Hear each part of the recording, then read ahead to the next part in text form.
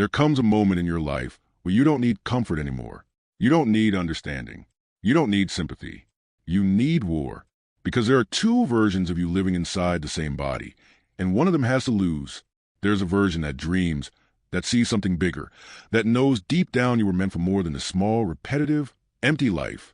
And then there is the other one, the lazy one, the hesitant one, the one that whispers, stay in bed, skip today, you'll start tomorrow. That version is not tired. That version is afraid of effort, afraid of discomfort, afraid of finding out what happens if you actually give everything you have.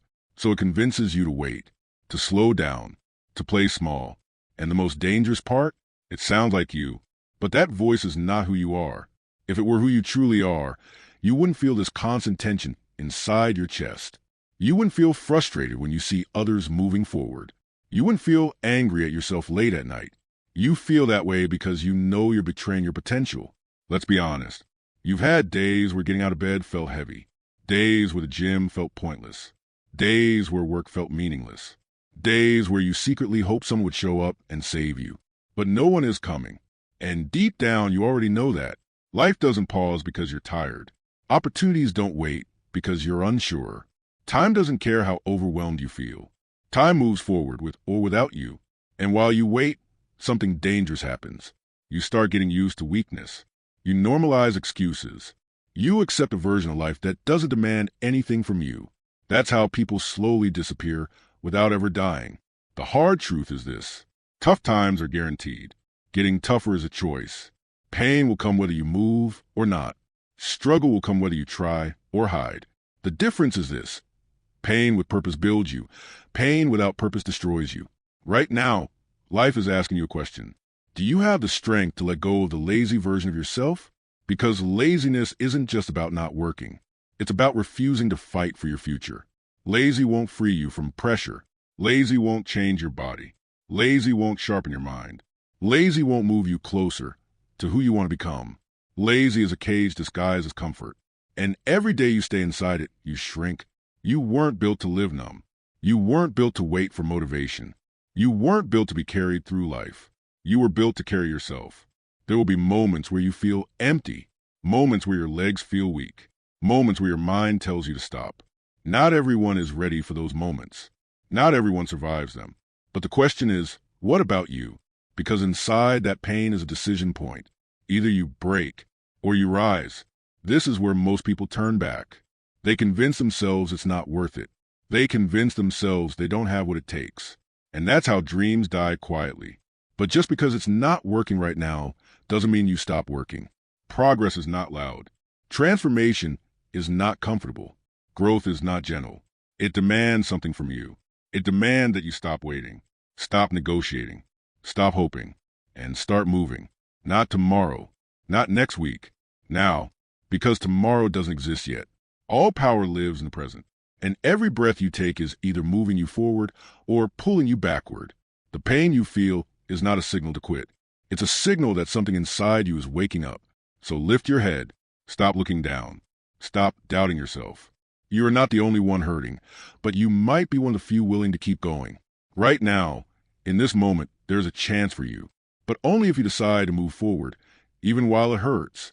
And this is only the beginning. At some point, life stops asking politely. It doesn't knock anymore. It kicks the door in. Everything starts to feel heavier. Your body feels slower. Your mind feels louder. Your heart feels empty. And that's when most people make the worst mistake of their lives. They try to escape. They look for distractions. They numb themselves. They search for comfort. They wait for the pain to disappear on its own.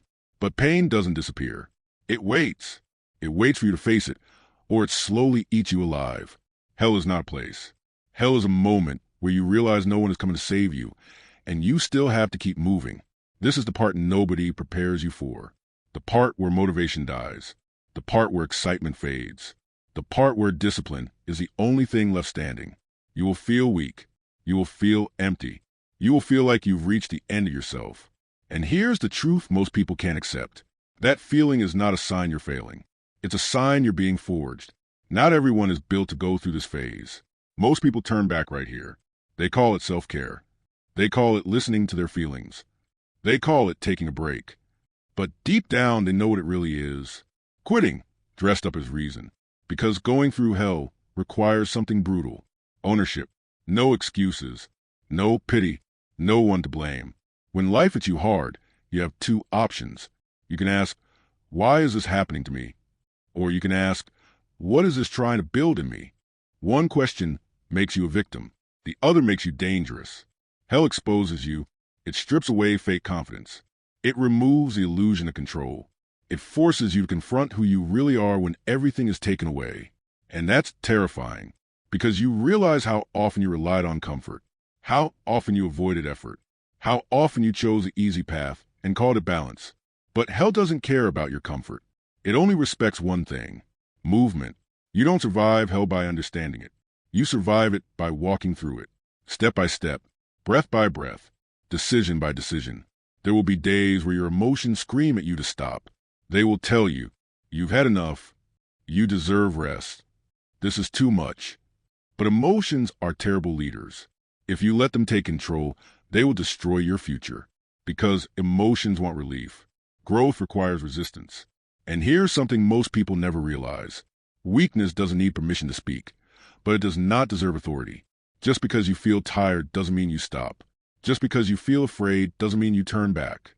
Just because you feel lost doesn't mean you give up. Hell tests one thing above all else. Do you actually care about your life? Not your comfort, not your image, not what people think. Your life, because no one else is going to fight for it. Other people are hurting too. Other people are struggling too. Other people are drowning silently. The difference is not pain. The difference is response. Some people sit in the darkness and complain. Others use the darkness as fuel. Hell is not meant to keep you. It's meant to shape you. But only if you stop running. Only if you stop waiting for it to end. Only if you decide, I will go through this, not around it. Because every step forward inside hell builds something in you that comfort never could. Mental armor, emotional control, unbreakable discipline. This is where excuses die. This is where weakness gets exposed. This is where the real version of you starts to emerge. And yes, it hurts. It will hurt more than you expect. It will last longer than you want. It will challenge everything you believe about yourself. But it will not last forever. Hell is temporary. Quitting is permanent.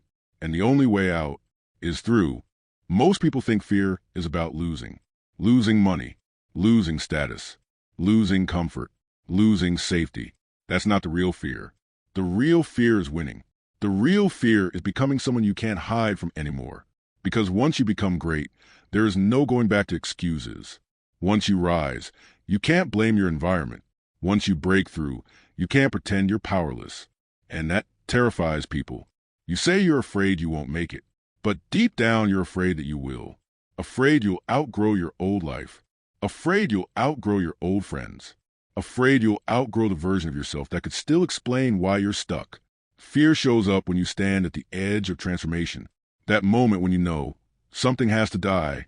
Your excuses, your laziness, your comfort addiction, your old identity.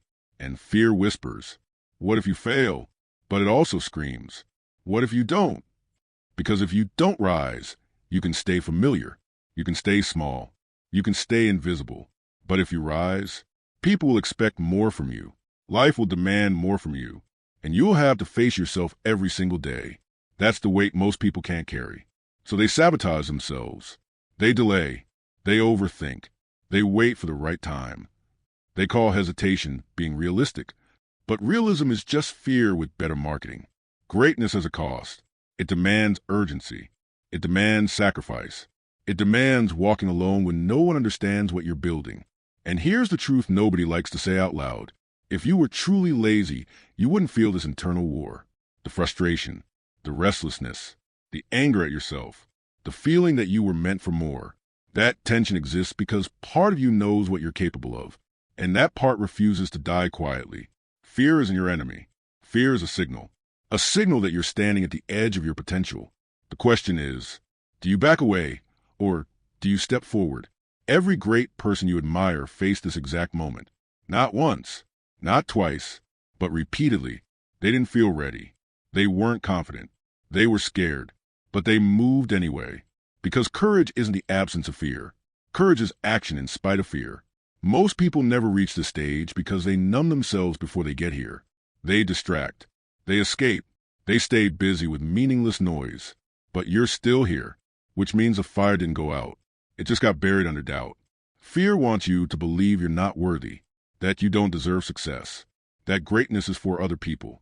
But ask yourself this: who decided that? Who decided you were meant to live small? Who decided you were meant to stay average? Who decided you were meant to die with regret? Because it wasn't life. It was fear. And fear only has power if you obey it. You don't eliminate fear by thinking. You eliminate fear by moving, by doing the hard thing anyway, by stepping into discomfort on purpose, by choosing action over comfort. This is where separation happens. This is where average people stop, and uncommon people keep going. Not because they're special, not because they're gifted, but because they refuse to let fear make decisions for them. Fear will always be there, but it doesn't get to drive. And when you finally move forward, despite the fear, something changes. You realize, I survived that. And then the next fear gets smaller, and the next challenge gets lighter, and your confidence becomes earned, not imagined. This is how identity is built, not through words, not through motivation, but through repeated acts of courage when quitting would be easier. You are not broken. You are not weak. You are not lost. You are standing at the edge of becoming someone your old life cannot contain. And fear is the last gatekeeper. The only question left is, will you let it stop you? At some point, life stops negotiating with you. It stops giving signs. It stops giving warnings. It stops waiting. And it simply asks one question: who are you going to be? Not tomorrow. Not one day. Not when things get easier. Now, because the truth is brutal. Life does not reward intention. Life does not reward potential. Life does not reward talent. Life rewards action. Repeated, uncomfortable, relentless action. You don't rise because you deserve it. You rise because you earn it. Every excuse you've ever made had a shelf life, and that shelf life just expired. You already know what you need to do. You don't need more information. You don't need more motivation. You don't need permission. You need to move. Right now, the version of you that keeps waiting, that version is dying anyway. Either you kill it on purpose, or life will kill your dreams slowly. There is no neutral ground. Every day you wake up and do nothing, you are choosing a future. Every day you delay, you are voting for regret. Every day you choose comfort, you are feeding the version of you that you secretly despise. And the scariest part? No one will stop you. No one will come shake you awake. No one will pull you out of bed. No one will force you to become who you're capable of becoming. Because nobody is coming to save you. And that's not a curse. That's freedom. Freedom means responsibility. Responsibility means ownership. Ownership means you no longer get to hide. You either rise or you disappear quietly. Most people disappear. They age, but they never grow. They exist, but they never live. They complain, but they never change. They tell themselves stories to survive the disappointment. At least I tried. At least I was realistic. At least I didn't fail. But deep down, they know the truth. They never showed up.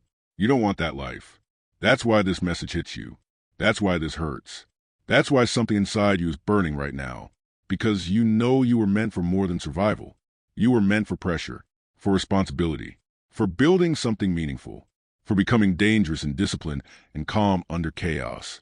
The path ahead is not easy. It's lonely. It's uncomfortable. It's unforgiving.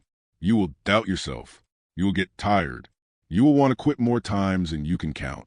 And none of that means you're failing. It means you're doing it right. Growth feels like death because something old has to die. Old habits, old beliefs, old comfort zones, old versions of you that can't go where you're going. You don't rise by becoming louder. You rise by becoming stronger. Quiet strength, consistent effort, daily execution when nobody is watching. That's how legends are built, not in moments of hype, but in long stretches of discipline. You don't need to tell the world what you're doing. Let them notice when you can't be ignored. Let them wonder what happened. Let them feel uncomfortable when they see how far you've gone. Because one day, sooner than you think, you'll look back at this moment and you'll realize this was a line. The moment where you stopped waiting. The moment where excuses lost their power. The moment where you chose to rise, even when it hurt. And when that day comes, you won't need validation. Because you'll know you didn't quit. You didn't fold. You didn't disappear. You became the exception. So stand up. Not tomorrow. Not next week. Now. Do the work. Carry the weight. Pay the price. And if it hurts, good. That means it's working. Because comfort creates nothing. And pressure creates everything. This is your moment. Rise or disappear. The choice is yours.